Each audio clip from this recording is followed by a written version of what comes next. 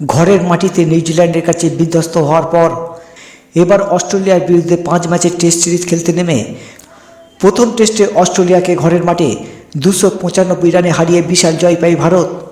অস্ট্রেলিয়ার মাটিতে যা রানের হিসাবে ভারতের রেকর্ড জয়।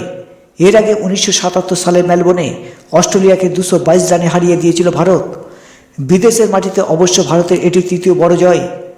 ভারতের দেওয়া 534 রানের পাহাড় সমান লক্ষ্য নিয়ে দ্বিতীয় ইনিংসে অস্ট্রেলিয়া ব্যাট করতে নেমে শুরুতেই ব্যাটিং বিপর্যস্ত অস্ট্রেলিয়া।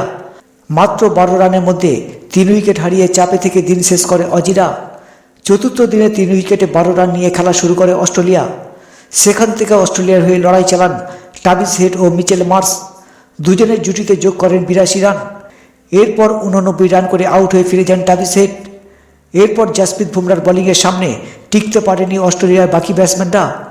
শেষ পর্যন্ত অস্ট্রেলিয়া দ্বিতীয় ইনিংস গড়িয়ে যায় 238 রানে। এর আগে প্রথম ইনিংসে ব্যাট করতে নেমে ভারত মাত্র 150 রানে গুটিয়ে যায় ভারতের প্রথম ইনিংস।